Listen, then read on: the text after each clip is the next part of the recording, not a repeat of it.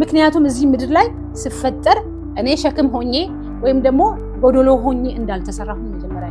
ስለዚህ የመጀመሪያ ስራ ምንድነው? ከኔ የሚጠበቀው ስራ ይመዳን አለብኝ። ጥርጣሬ መዳን አለበት።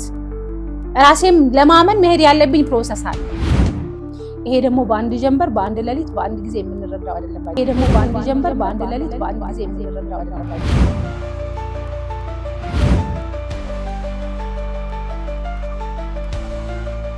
ሰላም ሰላም ውድ ቤተሰቦቼ እንዴት ናችሁ? የዛሬ መልእክቴ ለሴቶች ነው። ምንድን መሰላችሁ? ሰሞኑን እንዲሁ ዝም ብዬ ከአንዳንድ ሰዎች ጋር ሳወራ ሴቶች ጋር ያለውን አመለካከት ሳይ በጣም አስደነገጠኝ። እሱም ምን መሰላችሁ ያስደነገጠኝ? በጣም የምታምር ልጅ፣ በጣም ቆንጅዬ ልጅ፣ እድሜዋ ገና ወጣት ነች፣ 20ዎቹ መጀመሪያ ላይ ያለች ልጅ በሆነ አጋጣሚ ተገናኘንና ስለ ራሷ የምታስበው ነገር በቃ የሌለ ነገር ነው ማለት እኔ እሷ ላይ የማየውና እሷ ስለ ራሷ የምታወራው ነገር የተለያየ የቅል ሆኖብኝና ምንድነው ይሄ ብዬ ጥያቄዎቹን ስጠይቅ ብቻ ስለ ራሷ ያላት አመለካከት ትክክል አይደለም። ወዴት ወሰደኝ? እኔ 20ዎቹ ላይ ሆኜ ወይም 20ዎቹ መጀመሪያ ላይ ሆኜ ስለ ራሴ የነበረኝን አመለካከት ወደኋላ መልሼ እንድቃኘው አደረገኝና ይሄንን ቪዲዮ ለመስራት አሰብኩ። እሱ ምን መሰላችሁ? ብዙውን ጊዜ በተለይ እንዴት ነው የኛ ማህበረሰብ በጣም ብዙ ጫና እየጫነብን ያሳደገ እንግዲህ እኛም ሜቢ ያንኑ መንገድ እየተከተልንም ሊሆን ይችላል። ምክንያቱም ለመውጣት ከዛ ኢንቫይሮንመንት ለመውጣት እነሱ እኛ ላይ ያደረጉትን ላለማድረግ ከመጣር ውጪ ብዙም ያደረግነው ነገር የለም እና ኤኒዌይስ ወደ ርዕሱ ስመለስ እቺ ልጅ ታዲያ በልጅነቷ ላይ ልክ እንደ አብዛኞቻችን ትራውማቲክ እየሆነች ነው ያደገችው።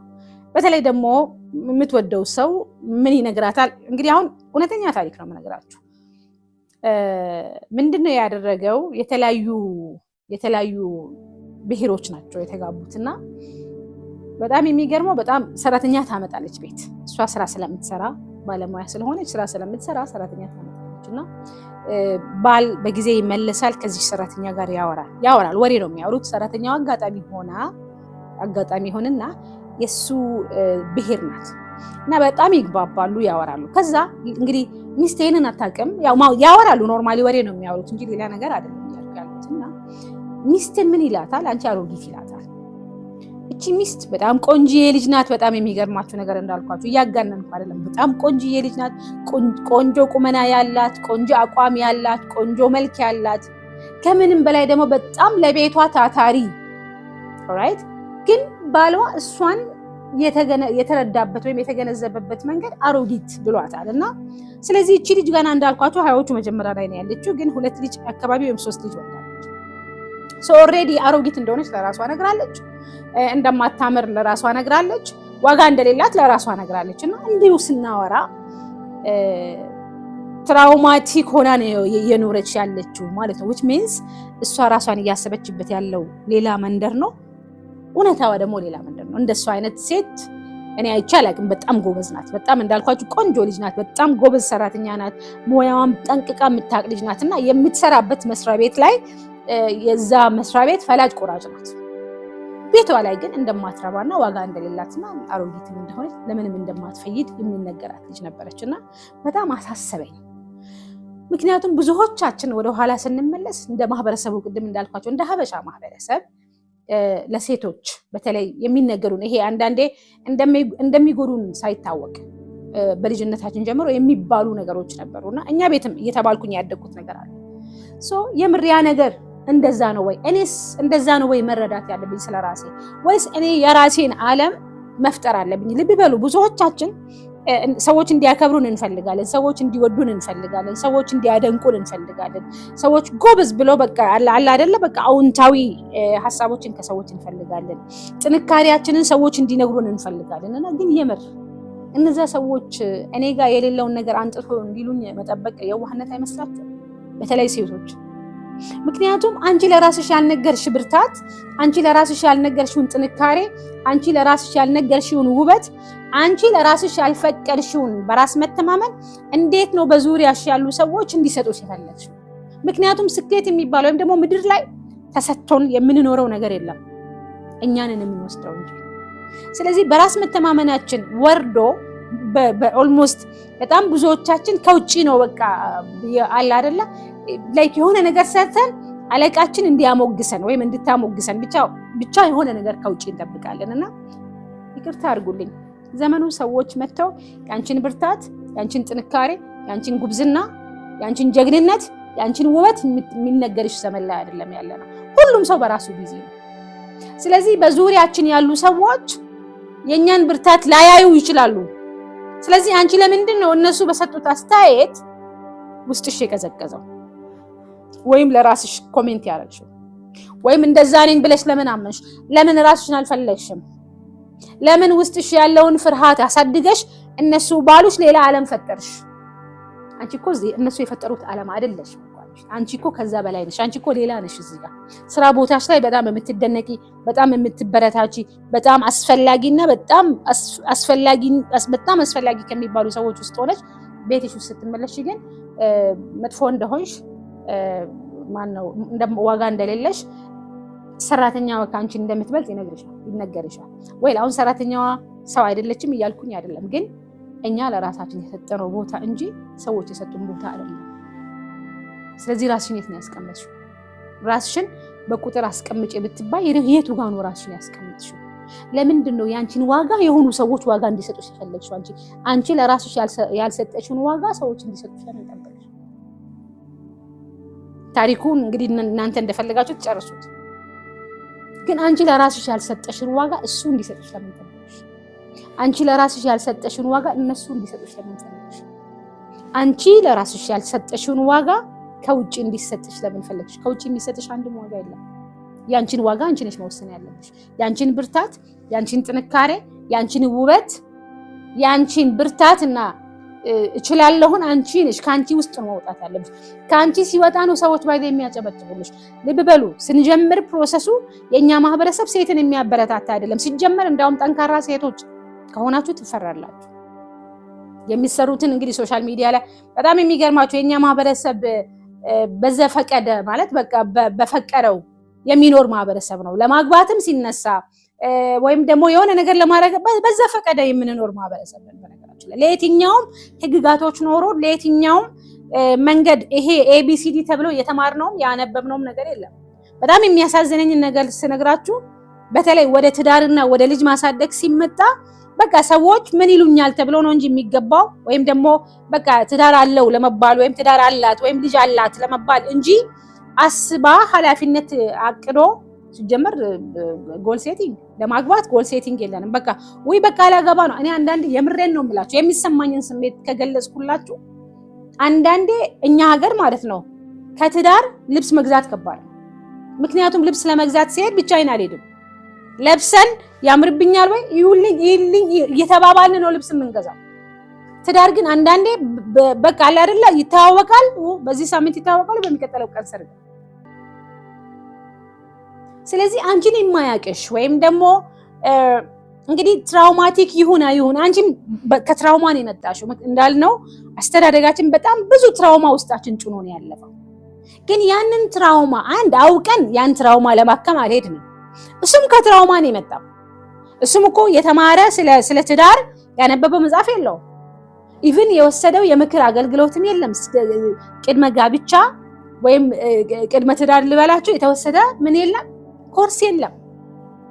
በቃ በዘፈቀድ በጣም ይገርመኛል። እኔ ሰዎች እኮ በዘፈቀድ መኖራችን በነገራችን ላይ በጣም እስከነ ትራውማችን ተያይዘን መተን እንግዲህ አስቡት ሁለት ቁስለኛሞች ተገናኝቶ ምን አይነት ትዳር ሊመሩ እንደሚችሉ ወይም ልንመራ እንደምንችልና የምር እንደ ማህበረሰብ ያለብንን ቁስለቶቻችን ወይም ያለብንን ቻሌንጆች መጀመሪያ መፍቀድ መቻል አለብኝ። በቃ እኔ ሲጀመር የሆኑ ነገሮች መፈታት አለባቸው። በቃ የሆነ የተቋጠረ ነገር አለኝ አይደል? የሆነ የተቋጠሩ ቋጠሮች ከልጅነት ጀምሮ አስቀያሚ እየተባልሽ ያለች የምሬን ነው። እኔ አስቀያሚ እየተባልኩ ነው።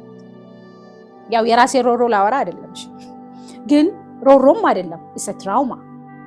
ስለዚህ አስቀያሚ ነኝ ብዬ እንድቀበል ያደረገኝን ሰው አይ እኔ እኮ ቆንጆ ነኝ ብዬ ላሳምነው አልችልም። ግን መጀመሪያ ራሴን ነው ማሳመን። አይ አስቀያሚ የሚባል ሰው የለም። ሁላችንም ቆንጆዎች ነን በየፊናችን ባለንበት ቦታ ማለት ነውና ሰው ቀላል አይደለም ያልኳችሁ ያሉት ምንድነው ወደ ራሳችን ስንመለስ ሁለት ቁስለኛሞች ተገናኝተው ቁስለኛ ትዳር ነው የሚመሩት እንጂ ጤነኛ ትዳር መምራት አንችልም። ዛሬ በእርግጥ የትዳር ጉዳይ አይደለም የኔ ርዕስ። ሴቶች ግን ከዛ አሉታዊ ኢንቫይሮንመንት ወይም ደግሞ ከዛ በራስ መተማመንሽን ከሚያወርድ ኢንቫይሮንመንት ርቀሽ ራስሽን ለመገንባት ለሆነ ጊዜ ለራስሽ ፍቀጂ። መውረድ ካለብሽ ውረጂና የቱ ጋር ነበረ ቋጠሮ፣ የቱ ጋር ነበረ እንደዛ በተሳሳተ መልክ ራሴን እንድረዳ የተደረጉት። እነዛ ሰዎችን እየወቀስኩኝ መኖርም ለሚቀጥለው ህይወቴም መፍትሄ አይደለም። አትሊስት ግን የቱ ጋር እንደነበረ ቋጠሮውን ካላወቅን የቱ ጋር መፍታት እንዳለብን አናውቅም። ቋጠሮው እዛ ጋር ነው፣ እኛ ደግሞ ቋጠሮውን ለመፍታት የምንሄደው እዛ ጋር ከሆነ ለአንዱ ችግራችን በነገራችን እዛ ችግር ላይ መቆየት አይደለም መፍትሄ። ችግርተኛ ሆኜ እኔ ችግርተኛ ጋር ሄጄ ሮሮዬን ማሰማት አይደለም መፍትሄ። ችግር ካለብኝ መጀመሪያ ያንን ችግር ቁጭ ብዬ ለመፍታት ከራሴ ጋር ማውራት አለብኝ። ውስጤ ጥርጣሬ አለኛ ራሴ ላይ ራሴን እየተጠራጠርኩኝ እንዴት ነው ወንድ ነው የሚሞላኝ ብዬ የማስበው? ራሴ እኮ ራሴን እየተጠራጠርኩኝ ነው። ስለዚህ የመጀመሪያ ስራ ምንድነው? ከኔ የሚጠበቀው ስራ መዳን አለብኝ። ጥርጣሬ መዳን አለበት። ራሴም ለማመን መሄድ ያለብኝ ፕሮሰስ አለ። ምክንያቱም እዚህ ምድር ላይ ስፈጠር እኔ ሸክም ሆኜ ወይም ደግሞ ጎዶሎ ሆኜ እንዳልተሰራሁ መጀመሪያ ነው። ይሄ ደግሞ በአንድ ጀንበር በአንድ ሌሊት በአንድ ጊዜ የምንረዳው አይደለም። ይሄ ደግሞ በአንድ ጀንበር በአንድ ሌሊት በአንድ ጊዜ የምንረዳው አይደለም። የምርም ቁጭ ብለን በባለሙያዎች እርዳታ ራሳችንን በደንብ አድርገን ወደ ኋላ ተመልሰን የቱ ጋር እንደተሳሳተ ካላወቅን ስህተትን ነው ራሱን የሚገርማችሁ ታይፕ ላይ የታይፕ ኢረር እየጻፋችሁ ኮምፒውተር ላይ የሆነ ቦታ ላይ ስፔሊንግ ከተሳሳታችሁና ያንን ታይፕ ኢረሩን ፕሪንት ካደረጋችሁት ከወረቀቱ ላይ በፍሉድ ብታጠፉት መልሳችሁ አሁንም ፕሪንት ብታደርጉ እዛ ጋር ሶፍትዌሩ ላይ ፕሪንት የተደረገው ላይ ተስተካክሏል ያስተካከልኩት ወረቀቴ ላይ በፍሉድ አጥፍቼ። ስለዚህ የተበላሸ ነገር ካለ ሶፍትዌሩ ላይ ነው። ስለዚህ ምንድነው ማለት ሪታይፕ ነው ማድረግ ያለው። ሪታይፕ ለማድረግ ደግሞ ምንድነው ማድረግ ያለብን? አክሴፕት ማድረግ አለብን ስህተት እንዳለ እዛ ጋር ሶፍትዌሩ ላይ ሲጽፍ እንደተበላሸ ማወቅ አለብኝ። ለአክሴፕታንሱ የሆነ ሰው ሊያስረዳኝ ይገባል። የሆነን ሰው እርዳታ ፈልጋለሁ ማለት ነው። ትናንትና የተሳሳትኩትን ስህተት ዛሬ እንዳልደግም ያንን ስህተት እንደተሳሳተ ሊያስረዱኝ የሚችሉ እውቀት ያላቸው የእውቀት ባለቤቶች ሊያስረዱኝ ይገባሉና የምክር አገልግሎትን መውሰድንም እንደ አይዶን ነው። አንዳንዴ ሳይካትሪስት ጋር መሄድን እኛ በጣም ነው እንደ እንትን የምናየው። ዲፕሬሽን ውስጥ መግባት አለብሽ ታዲያ? ያልሆንሽውን ነገር መቀበል አለብሽ ታዲያ? ያንቺ ያልሆነውን ነገር መቀበል አለብኝ? የኔ ያልሆነውን ነገር መቀበል አልችልም፣ መቀበልም የለብሽም። ስለዚህ በጣም ታምሪያለሽ፣ በጣም ድንቅ ነሽ፣ እጹብ ድንቅ ነሽ፣ ግሩም ልጅ ነሽ፣ ግሩም እናት ነሽ፣ ግሩም ባለቤት ነሽ፣ ግሩም ማህበረሰብ ነሽ። ግን ውስጥሽ ያለውን ምንድን የሚባለው ይሄ ማዕድኑን ለማውጣት you have to go down። በቃ ወደ ኋላ ተመልሰሽ ቁጭ ብለሽ መወያየት ያለብሽ ሰው ጋር ባለሙያ ጋር ተወያይተሽ ሪቦርን አጌን በቃ እኔ ራሴን መውለድ ካለብኝ which is እንደምችል በሰዎች በኢንቫይሮንመንት ወይም በትችያለሽ በርቺ በሚለው ብቻ በቲፎዞ አይደለም መሄድ ያለብኝ። ምክንያቱም ጊዜያቶች አሉ ቲፎዞዎች የማይሰሩበት። የተወሰነ ያህል ቲፎዞ ሊያንቀሳቀስሽ ይችላል። ግን ትልቅ ተአምር ህልምሽን ትኖሪ ዘንድ ከራስሽ ጋር ቁጭ ብለሽ መፍታት ያለብሽ ነገር አለና ስለዚህ በራስ መተማመን ውስጥሽ ያለውን ፍርሃት ማስወገድ ከምንም በላይ ደግሞ በራስ መተማመንሽ እንዲለመልም የምትፈልጊ ከሆነ ራስሽ ላይ ስሪ፣ ራስሽ ላይ በደንብ ስሪ። ምክንያቱም እዚህ ምድር ላይ ስለ አንቺ ለአንቺ መኖር የሚችል ሰው የለም ከአንቺ ውጪ። ከአንቺ በላይ አንቺን የሚወድ ሰው የለም። ከአንቺ በላይ ምን መስራት እንዳለብሽ፣ ምን ማድረግ እንዳለብሽ፣ ምኑ ጋር መበርታት እንዳለብሽ የሚነግርሽ ሰው የለም፣ ማንም ከአንቺ በላይ ስለማይወድሽ። ስለዚህ ለአንቺ ያለሽው ማንሽ አንቺ ነሽና ስለኔ ማንም ሰው ሊነግረኝ አይችልም። ስለኔ ማንም ሰው ሊሞግትልኝ አይችልም። ስለኔ ብርታት ማንም ሰው ሊመሰክርልኝ አይችልም። እኔ ለራሴ ለመመስከር መነሳት አለብኝ። በርቺ፣ ጠንክሪ። በእርግጠኝነት ብርቱ ልጅ ነሽ። በጣም ትልልቅ ቦታዎች እንደምትደርሺ አምናለሁኝ። በርቺ። አንቺን ነው እያልኩ ያሉት። አዎ ምንም የተሰበረ ልብ ቢኖርሽ፣ ምንም የተሰበረ ኤንቫይሮንመንት ውስጥ ብትሆኚ፣ ምንም የማይመቻቹ ነገሮች ውስጥ እንኳን ብትሆኚ መልሰሽ ያቺን ማንነትሽን የተኛች ትልቋን ጃይንትን መቀስቀስ ትችያለሽ ብዬ አምናለሁ። በእርግጠኝነት ትልቅ የስኬት ቦታ ላይ እንደማገኝሽ አምናለሁ። የስኬት ጫፍ ላይ